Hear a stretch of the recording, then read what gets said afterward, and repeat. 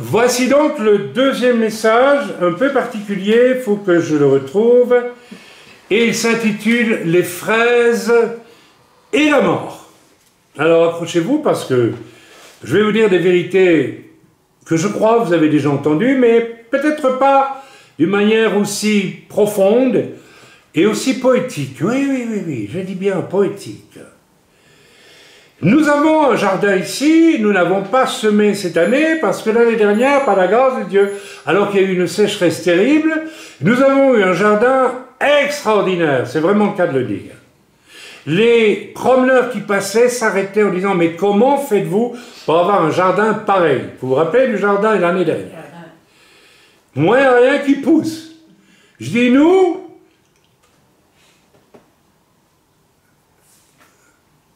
on s'adresse à celui qui est en haut dans les cieux. » Ah bon? Ah ouais?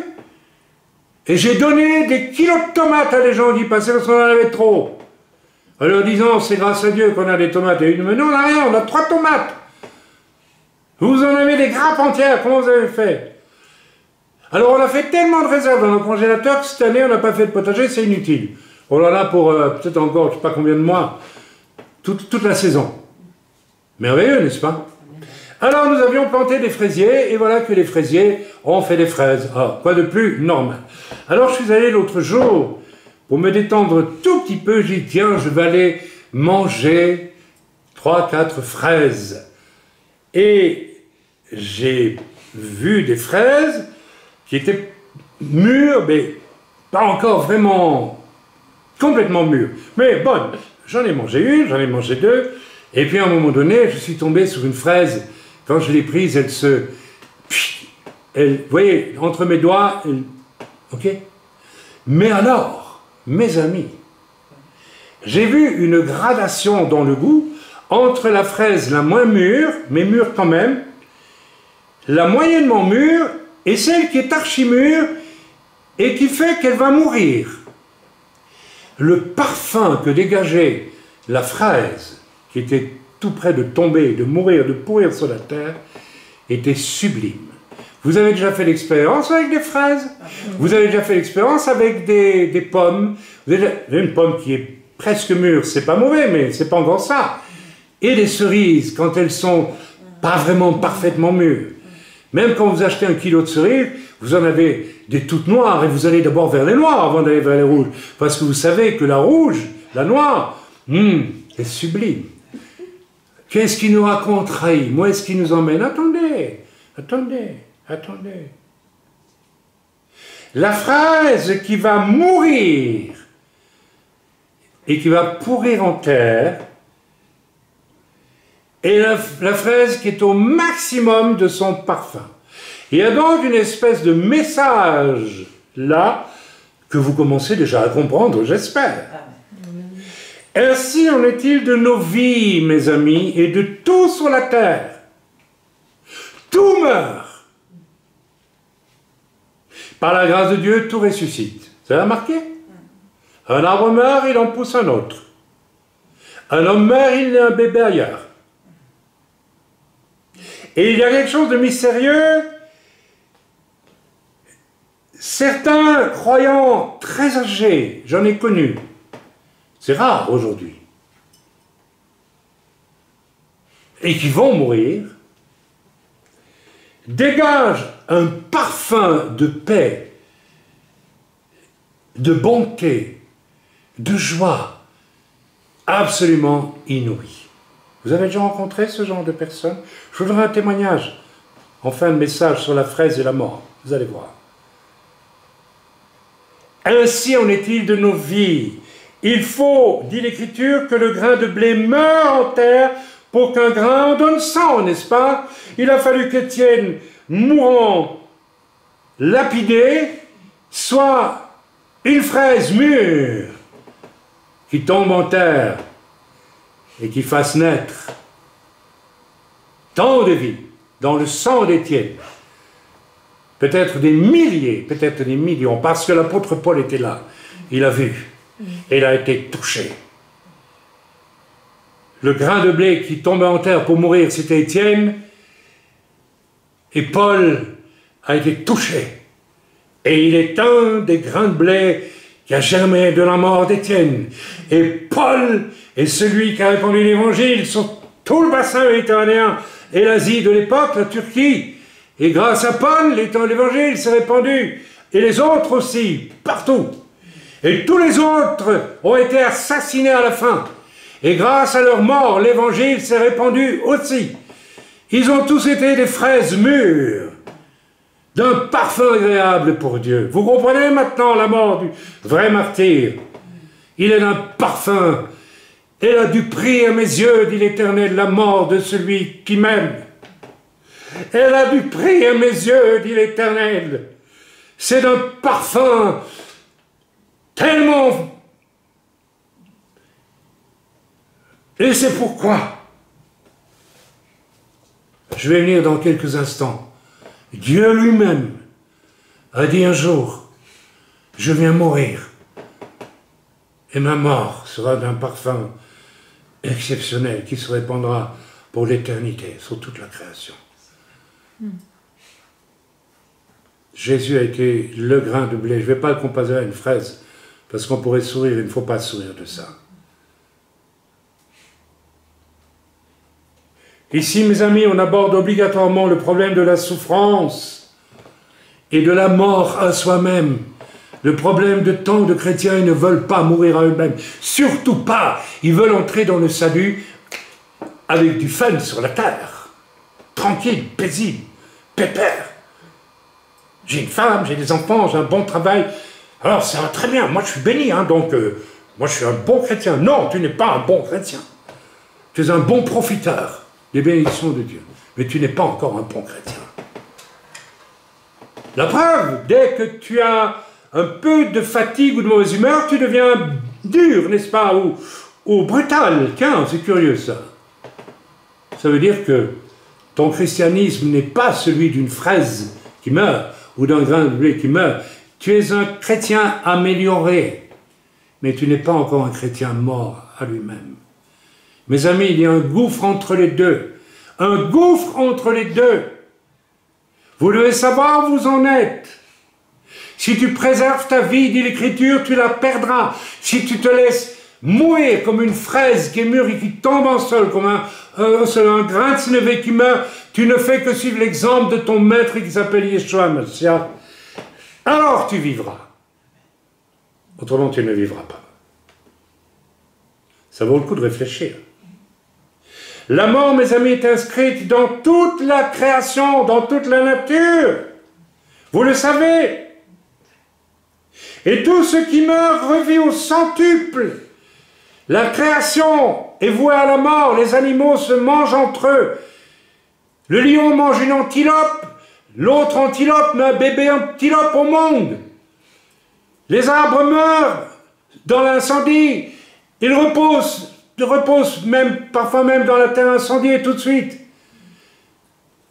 La terre est marquée par un esprit de mort qui vient de notre chute à nous.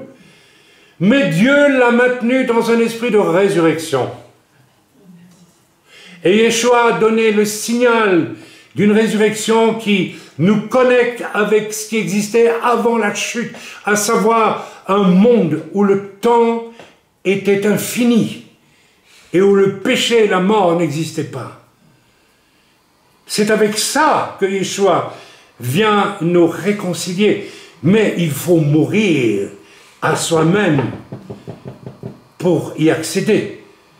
La nature elle-même nous dit « je meurs et je renais ». Toi, tu dois mourir aussi, mon frère, ma soeur. Si néanmoins tu es vraiment frère et sœur, tu dois aussi mourir à quelque chose. Tu dois mourir à toi-même. Ce n'est pas une cigogne qui meurt pour qu'un arbre pousse, c'est un arbre qui meurt pour qu'un autre arbre pousse. Parce qu'avant de mourir, il lâche ses graines et il y a 50 arbres qui poussent autour de lui. Et si tu veux naître de nouveau et si tu veux produire du fruit, il faut commencer par mourir, mes amis. Il faut que tu meurs. Si tu ne veux pas mourir à toi-même, tu ne porteras jamais aucun fruit.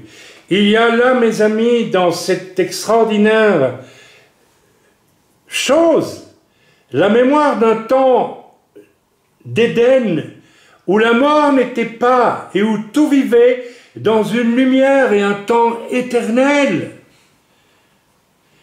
Mais voilà, pour restaurer sa création et la ramener dans ce temps éternel vers lequel nous allons, si néanmoins nous sommes morts à nous-mêmes.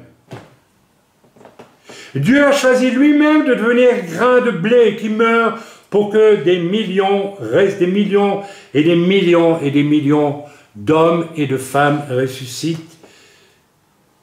Et je veux dire une chose. Quand le Seigneur va revenir pour un millénium de paix sur la terre, qu'est-il écrit dans l'Écriture? Le loup paîtra avec l'agneau, n'est-ce pas? Comment ils feront, je ne sais pas. Vous avez déjà vu un loup?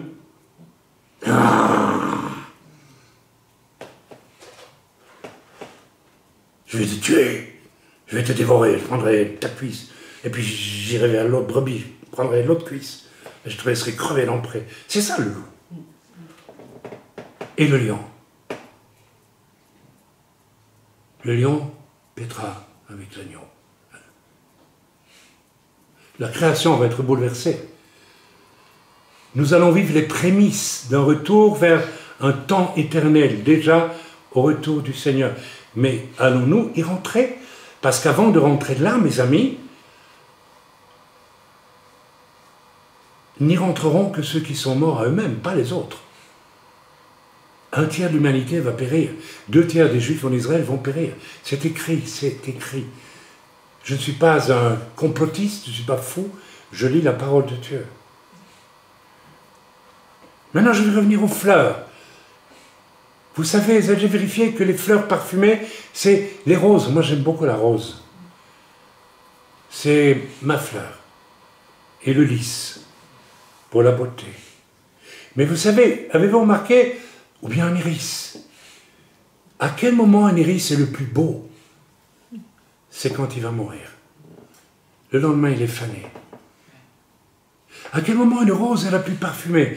C'est quand le lendemain, elle va se faner. C'est en mourant que la création elle-même nous montre l'exemple et dit « Je parfume, je suis belle, création de Dieu, en mourant, et je te montre le chemin. Ô homme, qui que tu sois, est-ce que tu vas comprendre maintenant ce que Paul disait quand il disait « La création elle-même nous parle de Dieu ». Voilà comment elle nous parle de Dieu. Cette création que vous aimez regarder, que j'aime regarder, qui est si belle, derrière moi, ici. C'est pour ça que nous filmons devant, non pas un panneau, on l'a fait jadis, oui, machin truc, bazar, qu'est-ce que je sais, moi. Église du 45e, tout ce que vous voulez. Non, devant des arbres, devant des fleurs. De la même façon, il nous faut mourir à nous-mêmes et à notre vie de péché, déjà, avant tout. Et puis à nous-mêmes, notre orgueil, notre égoïsme, notre fierté. Vous n'imaginez pas les efforts que font certains chrétiens pour ne pas mourir à eux-mêmes. C'est incroyable. On en parlait encore hier soir, on dit, mais qu'est-ce qu'ils viennent faire dans une église? Eh bien, quelqu'un a donné la réponse, je la connais bien sûr la réponse, juste pour se rassurer à bon compte. Je vais à l'église, non, mais je suis sauvé. Ouais, tu es si sûr que ça? Peut-être que Jésus t'a sauvé, mais peut-être va dire, moi j'ai pas de place pour toi. Tu n'as pas voulu mourir à toi-même. Peut-être même au péché. Nous avons eu des exemples. Nous connaissons des exemples parmi nous.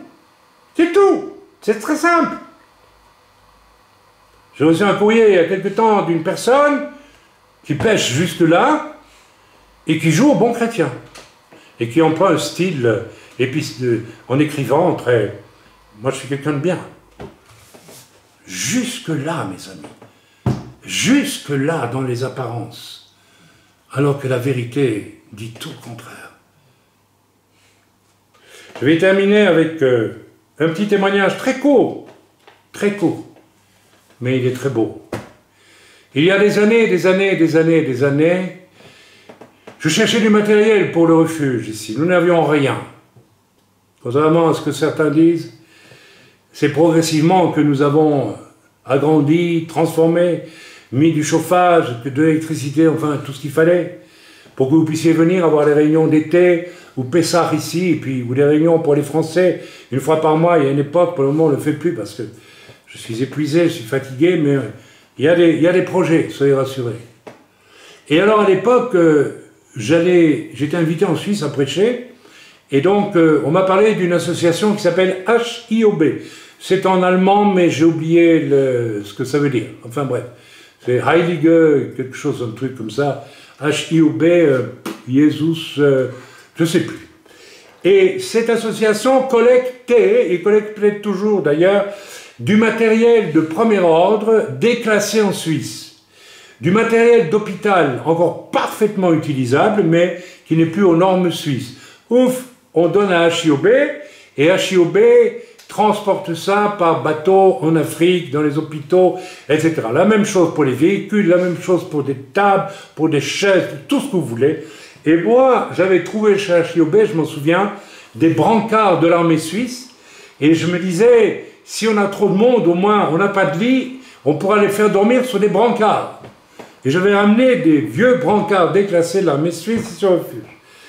Voilà. Et un jour, j'étais là-bas, à HIOB, c'est immense. Je ne sais pas si ça existe aujourd'hui, mais c'était un immense dépôt. Il y avait de tout, des bus, des camions, des voitures, des matériels d'hôpital, il y avait de tout là-dedans. Absolument de tout. Tout ce que vous pouvez imaginer. La Suisse déclasse très vite du matériel pour être toujours au top. C'est bien, mais... Alors voilà. Mon avis, c'est un petit peu exagéré, mais voilà, quand il y a de l'argent, il y a de l'argent, on y va. Et donc, un jour, j'étais là-bas et je parle avec le responsable d'HIOB qui me dit, c'est tellement... Je demande d'expliquer un peu le fonctionnement de tout ça, et je lui demande, mais tu as du personnel parce que je vois personne. Il avait d'immenses dépôts, vraiment des centaines de mètres de dépôts, hein. Et je dis, je vois personne.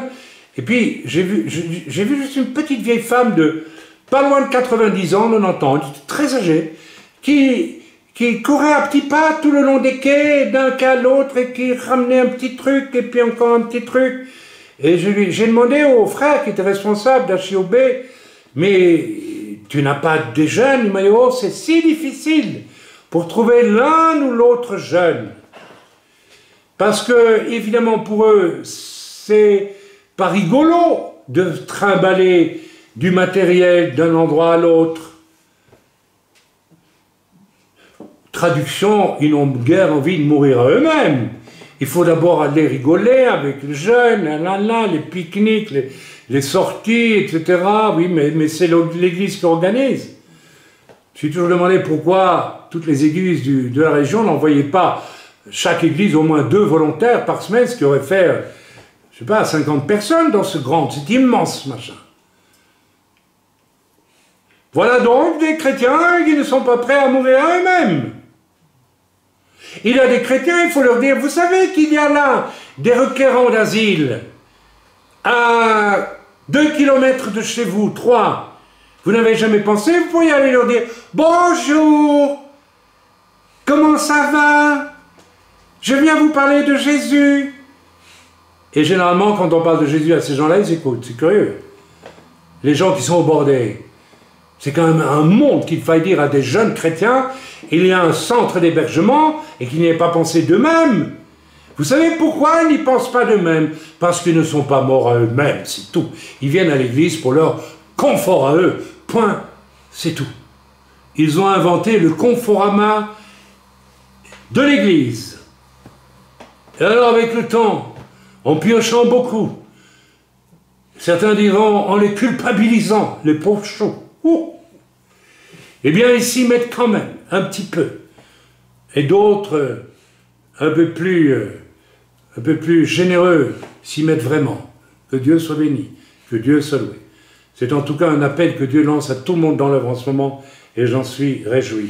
Alors, cette vieille-là qui clopinait, qui courait à petits pas d'un quai à l'autre avec des petites choses qu'elle pouvait porter, la pauvre vieille-là, au moment où moi j'ai chargé, j'avais un combi Volkswagen à l'époque, j'ai chargé tout ce qu'on m'a donné.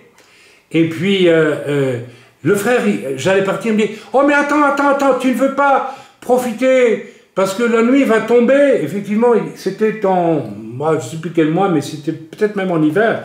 Et puis, la vieille femme, là, tu sais, il n'y a personne pour la conduire chez elle. Et si tu fais un tout petit détour sur la route, tu peux la déposer chez elle. Ben, j'ai dit oui tout de suite. Alors j'ai pris la petite vieille avec moi. Mes amis, j'ai vécu les choses les plus merveilleuses de ma vie. Écoutez. Alors, elle s'est assise dans mon combi, elle n'a pas dit un mot, elle avait un immense sourire. Il y avait sur ce visage une beauté angélique, il y avait quelque chose. Elle avait donné toute sa vie pour le Seigneur.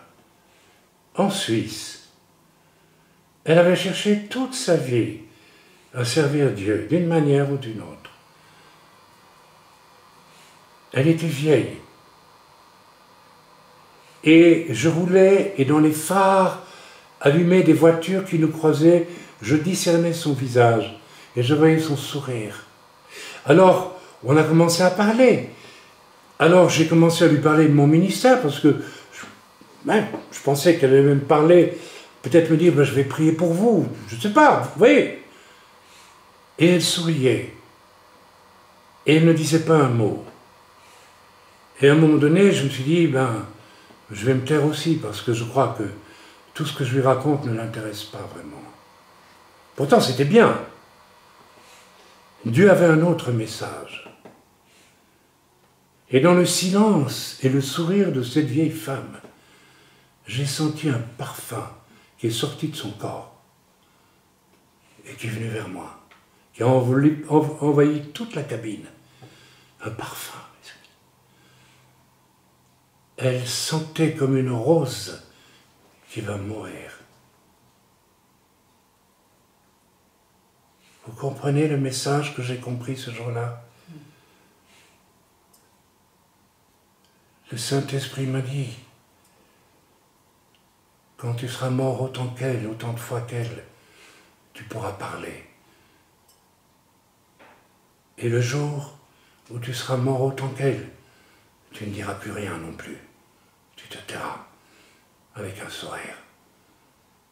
Et tu laisseras le parfum de ma grâce toucher les gens autour de toi. J'espère que Dieu va me donner cette dernière étape de ma vie le plus tôt possible. Merci Seigneur. Merci Père. Merci pour ce message de la fraise et de la mort. À vous de choisir, mes amis. Mourez pour renaître en Yeshua, en Christ, ou restez dans la mort. Vous irez au ciel, ou vous irez en enfer. C'est tout.